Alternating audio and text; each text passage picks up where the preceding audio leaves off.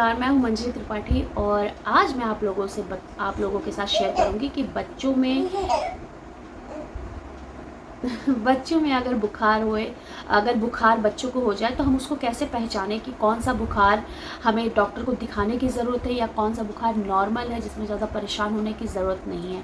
तो सबसे पहली चीज़ तो मैं आप लोग ये बता दूं कि बुखार होता क्या है। बुखार के नाम से पेरेंट्स बहुत ज़्यादा डर जाते हैं।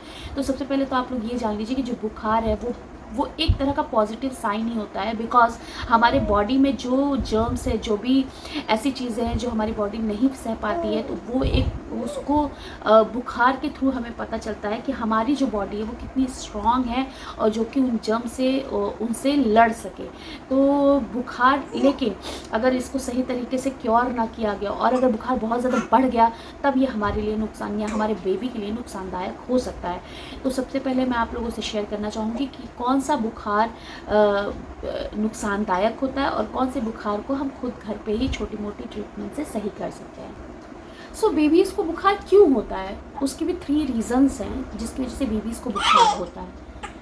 सो ये मेरा बेबी है, बैकग्राउंड म्यूजिक दे रहा है, वो सोया था, जग चुका है। सो पहला जो रीज़न होता है बच्चों को बुखार होने का वो होता है वायरल इन्फेक्शन। जो वायरल चीज़ें जैसे मौसम में चेंज, वेदर में चेंज, और मतलब बुखार फैला हुआ है तो बेबीज़ को बुखार होने के बहुत चांसेस, या घर में किसी को फीवर है तो वायरल जो फीवर होता है वो बहुत कॉमन होता है, बहुत जल्दी होता है बच्चों को। दूसरा होता है बैक्टीरियाज की वजह से, जैसे कोई बैक्टीरियल चीज़ लग जाए, इन्फेक्शन हो जाए तो उसके वजह से बुखार हो सकता है।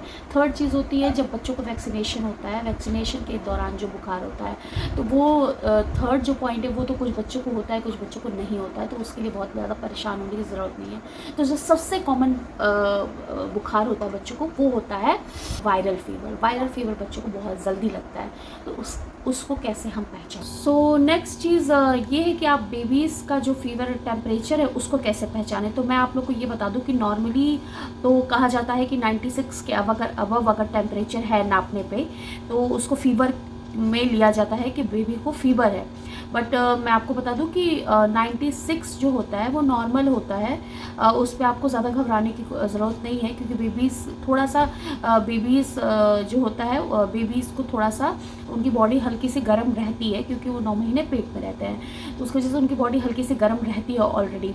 तो अगर बेबीज़ में अगर मैं आपसे यही कहना चाहूँगी कि बेबीज़ का जो टेम्परेचर है वो अगर आपको 99 या उसके अबव लगे तभी आप डॉक्टर से कंसल्ट करिए, तभी उनको बुखार की शिकायत है।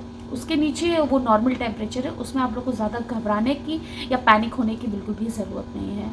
सो नेक्स्ट क्वेश्चन आता है कि हम डॉक्टर को कंसल्ट कब करें। तो डॉक्टर को आप कब कंसल्ट करेंगे वो चीज़ मैं आपसे डिस्कस करना चाहूँगी। पहली चीज़ तो मैंने आप लोगों से डिस्कस कर ली कि अगर 100 या 99 के अबव अगर आपको टेम्परेचर, बॉडी टेम्परेचर आप चेक कर रहे हैं बेबी का है, तब तो आप इमीडिएट डॉक्टर को कंसल्ट करिए। अदरवाइज़ कुछ सिम्टम्स अगर आपको बेबीज़ में दिख रहे हैं, लाइक उनका माथा आपको रेगुलर बहुत ज़्यादा गर्म दिख रहा है, उनकी आँखें जो हैं वो सूजी हुई दिख रही हैं या आँखें नम दिख रही हैं, या बेबी आपका फीड नहीं कर रहा है, उसको भूख नहीं लग रही है, बिल्कुल लेथार्जिक हो गया है, बेबी इनएक्टिव हो गया है, तो ये सब सिम्टम अगर आपको दिख रहा है आपके बेबी में और रेगुलर दिख रहा है तो प्लीज़ तुरंत अपने डॉक्टर को कंसल्ट करिए, क्योंकि वो चीज़ प्रॉब्लम क्रिएट कर सकती है, इसलिए आपको तुरंत अपने डॉक्टर को कंसल्ट करना चाहिए। एक चीज़ को आप लोगों को ध्यान देने की बहुत ज़्यादा ज़रूरत है दोस्तों, वो ये है कि अगर आपका बेबी बीमार है और वो कम खाना खा रहा है, कम इनटेक कर रहा है फूड का, तो उसके लिए आप लोग को बहुत ज़्यादा परेशान होने की ज़रूरत नहीं है। लेकिन हाँ, बॉडी जो है वो डिहाइड्रेट नहीं होनी चाहिए। सो लिक्विड चीज़ें आपका बेबी हमेशा लेते रहना चाहिए, क्योंकि जब बेबीज़ की तबीयत ख़राब होती है तो उनको बहुत ज़्यादा स्वेटिंग होती है, पसीना होता है, जिसके थ्रू जो उनका फ्लूइड होता है अंदर का वो बाहर निकलता है, तो जिसकी वजह से डिहाइड्रेशन होने का बहुत ज़्यादा खतरा होता है। तो उसके लिए आप लोगों को बहुत ज़्यादा ज़रूरी है कि उनको लिक्विड चीज़ें देते रहें और उसका इंटेक करना बहुत ज़रूरी है स्मॉल बेबीज़ को जब वो बीमार होते हैं। जो छोटे बच्चे होते हैं वो एक्चुअली 9 मंथ्स अपनी मदर के वॉर्म में रहते हैं, तो वो उसके बाद उसमें कोई एक्टिविटीज़ वगैरह वो करते नहीं हैं, बाहर भी निकलते हैं। तो मेन एक्टिविटी वही होता है कि मदर का जो फीड करते हैं वो लोग, दूध फीड करते हैं, मिल्क फीड करते हैं, तो वही एक एक्टिविटी होती है। तो जिसकी वजह से उनका टेम्परेचर थोड़ा सा हाई होता है, लाइक 99 तक होता है स्मॉल बेबीज़ का टेम्परेचर। तो उसके लिए आप लोग को इतना परेशान होने की ज़रूरत नहीं है। आप टच करके भी देखेंगे आपका बेबी जो है हल्का सा गर्म हमेशा आप लोग को लगता होगा, दैट मीन्स कि वो नॉर्मल है, वो बुखार नहीं है, वो नॉर्मल टेम्परेचर है। हाँ, अगर 100 अबव जा रहा है उसका टेम्परेचर, आपको ज़्यादा गर्म लग रहा है और उसका टेम्परेचर नापने पे 100 अबव जा रहा है, तब आप लोगों को डॉक्टर से कंसल्ट करने की बहुत ज़रूरत है। या फिर अगर आप मतलब अगर डॉक्टर के पास ले जाने में आप लोग लाइक लेट हो रहा है, तो आप घर पे भी कुछ चीज़ें कर सकते हैं। तो वो चीज़ें क्या हैं वो मैं अब आपसे डिस्कस करने जा रही हूँ। तो मैं ये कहूँगी कि अगर आपका बच्चा बीमार पड़ता है तो सबसे पहला काम तो आपको करना है कि आपको एक डॉक्टर से कंसल्ट करना है। लेकिन अगर आप तुरंत डॉक्टर के पास लेके नहीं जा पा रहे हैं, तो क्या क्या चीज़ें हैं जो आप घर पे रह के कर सकते हैं, जिससे बच्चे की अगर तबीयत ख़राब है या जिससे बच्चे के हेल्थ में थोड़ा बहुत सुधार हो सकता है। तो कुछ चीज़ें हैं जिसका आपको ध्यान रखने की बहुत ज़्यादा ज़रूरत है, जैसे कि उनमें से कुछ चीज़ें जो हैं वो मैं आप लोगों से शेयर करूँगी। जैसे कि सबसे पहले तो जब बच्चा बीमार पड़ता है तो माँ जो होती है सबसे पहला काम करती है, बच्चे को कवर करने लगती है, ऊपर से नीचे तक सॉक्स पहनाने लगती है, कैप पहनाने लगती है, कपड़े के ऊपर एक और कपड़ा पहनाने लगती है। तो सबसे पहले एक बात तो मैं आप लोगों से ये कहूँगी कि ऐसा बिल्कुल भी नहीं करना चाहिए। आप बच्चे को सबसे पहले अनकवर करिए, जो भी आप एक्स्ट्रा क्लॉथ्स उनको पहना रहे हैं उसको निकाल दीजिए, लाइक नीचे सॉक्स पहना रहे हैं उसको हटा दीजिए, कैप हटा दीजिए, एक सिंपल सा कॉटन का कपड़ा पहना के रखिए। अगर गर्मी का सीज़न है तो ये गर्मी के सीज़न के लिए बताइए, एक सिंपल सा नॉर्मल सा कपड़ा पहना के रखिए, क्योंकि जब बच्चों की तबीयत ख़राब होती है, जो बॉडी में हीट जनरेट होती है, जब आप उसको ओवर कवर कर देते हो, ओवर क्लोथ्स पहना देते हो, तो वो हीट अंदर की अंदर ही रह जाती है, जिससे उनकी जो तबीयत होती है उसमें आराम ना मिलके और ज़्यादा उनकी तबीयत ख़राब हो जाती है।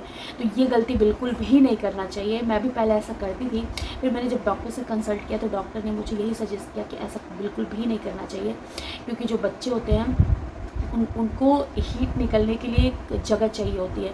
तो हीट या तो सर से निकलती है या तो पैर से निकलती है, तो पैर और सर को तो बिल्कुल भी कवर नहीं करना चाहिए। तो ये इस बात का आप लोग प्लीज़ बहुत ज़्यादा ख्याल रखें। दूसरी चीज़ कि आप बच्चे को पोछा कर सकते हैं, पोछा इन द सेंस कि आप पानी लीजिए और पानी में कोई भी टावल लीजिए, सॉफ्ट टावल, उसको आप भिगोइए पानी में। उसके बाद इसको निचोड़ के और बच्चे का हल्का सा माथे को आप टैप करिए, माथा पोछिए। आप बच्चे का हैंड पोंछ सकते हैं, लेग पोंछ सकते हैं, तो इस तरह से आप पोछा कर सकते हैं। उसके बाद तीसरी चीज़ ये है कि जो अगर आपका रूम है, अगर वो पूरा हर जगह से क्लोज्ड है, पूरी हर जगह से वेंटिलेशन नहीं हो रहा है, तो इस चीज़ का बहुत ध्यान रखिए कि जो खिड़की दरवाजे वगैरह हैं वो सब ओपन कर दीजिए, ताकि रूम में प्रॉपर वेंटिलेशन हो सके। तो इन बातों का बहुत ज़्यादा ध्यान रखिए। नेक्स्ट पॉइंट मैं ये डिस्कस करना चाहूँगी कि जब बेबीज़ को बुखार होता है तो सबसे पहले पेरेंट्स फ़ैन ऑफ़ कर देते हैं, एसीज़ ऑफ़ कर देते हैं, सब कुछ ऑफ़ कर देते हैं।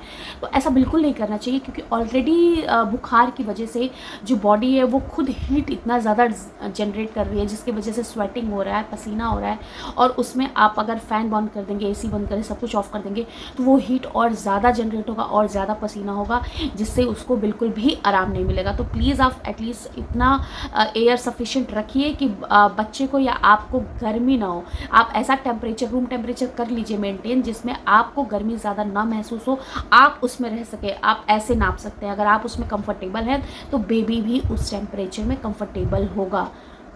एक और मैं आप लोगों से इम्पॉर्टेंट पॉइंट ज़रूर डिस्कस करना चाहूँगी कि अगर बच्चों की तबीयत ख़राब है, बेबीज़ की, तो उनको कौन सी मेडिसिन देनी चाहिए, तो वो मैं आपसे ज़रूर डिस्कस करना चाहूँगी फ्रेंड्स। Just a minute. कुछ पेरेंट्स होते हैं कि ये स्मॉल बेबीज़ होते हैं, तो वो सोचते हैं कि खुद से हम मेडिसिन लाइक पैरासीटामॉल या क्रोसिन खुद से दे देते हैं। तो खुद से कभी भी एक छोटी बेबी को आप मेडिसिन मत दीजिए विदाउट डॉक्टर के कंसल्ट के, क्योंकि एक क्वांटिटी, एक डोज होता है बच्चों को, जो कि एक डॉक्टर ही आपको सजेस्ट कर सकता है कि किस एज में बच्चे को कितना डोज आपको प्रोवाइड करना चाहिए। तो प्लीज़ मैं आपको यही सजेस्ट करूँगी कि बिना डॉक्टर के सजेशन के आप कोई भी दवा या कोई भी डोज बच्चों को मत दीजिए, नहीं तो फिर ये बच्चे के लिए दिक्कत हो सकती है। सो बेबीज़ को अगर इस टाइप के बुखार है तो आप डॉक्टर से कंसल्ट करिए। और ये छोटी मोटी अगर प्रॉब्लम्स आती हैं तो मैंने आप लोगों को कुछ पॉइंट्स शेयर किया है जिससे आप घर पे भी बेबी के साथ रह के और बेबी की देखभाल कर सकते हैं। और बेबी शुरू के 2 डेज़ थोड़े डिफ़िकल्ट होते हैं, फिर बेबी की जो हेल्थ होती है वो अपने आप रिकवर हो जाती है। सो मेरे ये पॉइंट्स और ये सजेशंस आप लोग को कैसे लगे कमेंट में ज़रूर बताइएगा। और बेबी से रिलेटेड और भी कोई क्वेरी या क्वेश्चन हो आपके दिमाग में तो आप कमेंट बॉक्स में जाके मुझसे पूछ सकते हैं फ्रेंड्स।